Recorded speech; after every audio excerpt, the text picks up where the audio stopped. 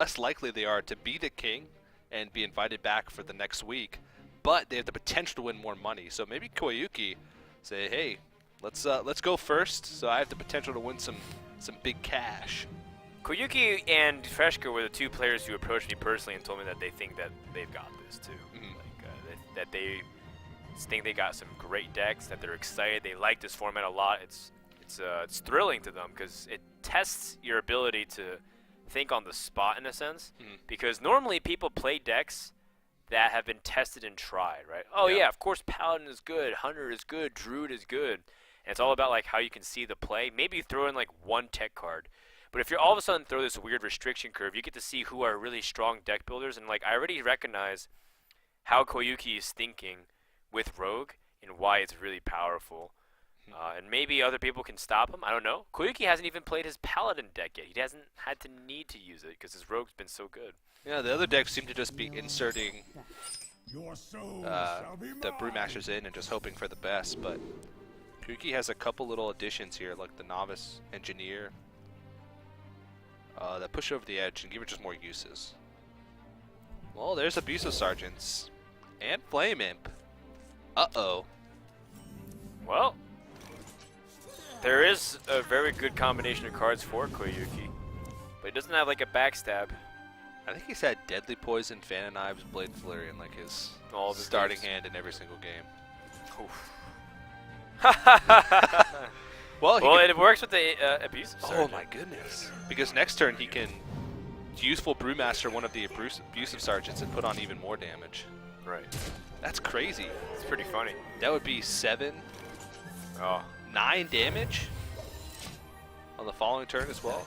If it wasn't renewed, of course. Some of it is. That SS7 agent was a godsend, otherwise Koyuki would have had to take more damage. Yep.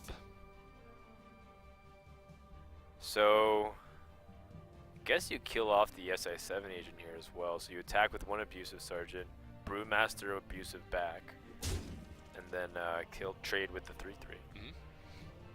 It plays around Fan of Knives as well. If you just charge 4 damage to phase, I think it's a little bit too optimistic. Yeah, for sure. Alright, seeing some pretty cool use of it.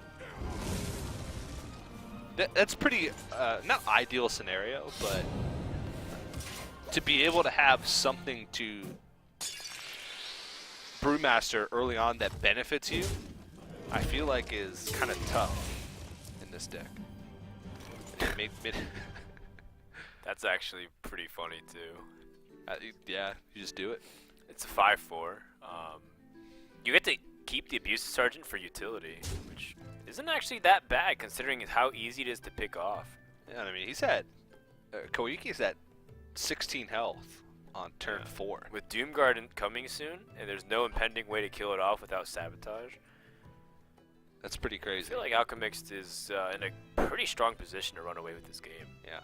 So many possibilities. There's not really a choice here, I don't think. The alternative is to tap. It seems counterproductive with Doomguard, though. Are you going to play Doomguard on turn 5? Because Undertaker is a pretty strong card to snowball off of, too. So if you, like, say you tap, you get a Death Rattle, then the next turn you can Undertaker and play, like, another 2 Death Battles, make a 3/4, and then the following turn you can Doomguard. I'm leaning towards wanting Oh no, I think Alchemix disconnected again.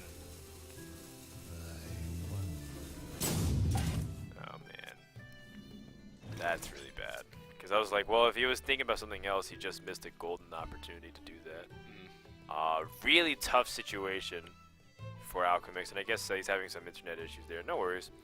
Well, his Warlock deck specifically, the Zoo deck seems to have some pretty interesting synergy across the board. He had a decent start.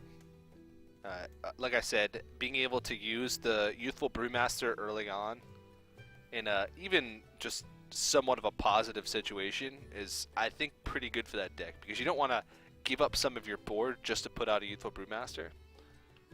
Or Brewmaster back a Flame Imp, or Brewmaster back something that might even take power off your board. So he had almost best case scenario there. Yeah. But Well, Abusive Sergeant has a lot of utility in the deck, so. Yep. Yep. And have both For of them sure. early on, pretty good.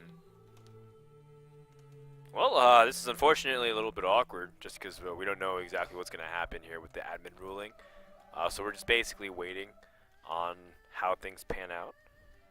Are you happy with what we've seen so far, TJ?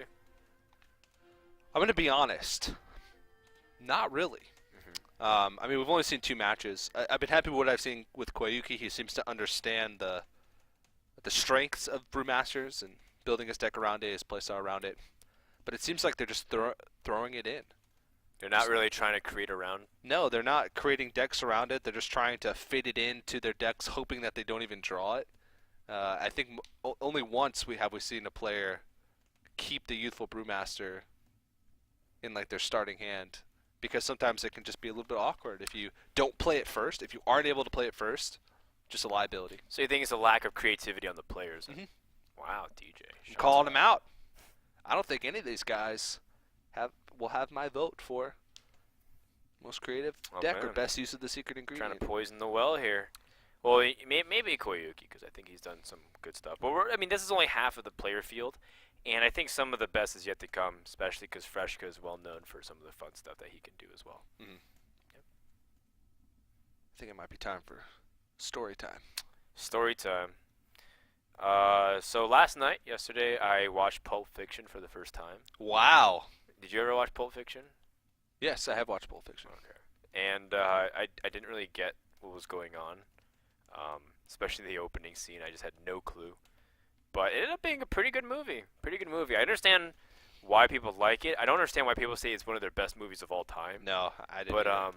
apparently it was set contextually as like such a against the rules, like break the rules type of movie, because no one would like kill their main characters or swear that much or use profanity or that much violence, or even make the movie not make sense chronologically, because they would like do things in different points. So and this was all, of course, weaved in by really strong motifs and dialogue. So movie ended up being really good.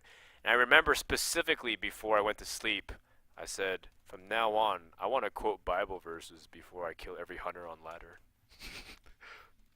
Good luck with that, man. I hope it brings you much luck. Wow. Quentin Tarantino movies. Wait, that is a leave Quentin me out Tarantino here on the movie. island, TJ. Is I don't know. I never understood them, and I might get a lot of hate for that. But I'll explain it to you over break. It's a I do pretty good watch them. movie. I do watch them. Well, we're gonna take a break to make sure to get all of this internet issues sorted out. When we come back, TJ will understand Pulp Fiction a lot more, and we're gonna have our next game coming up here in this series.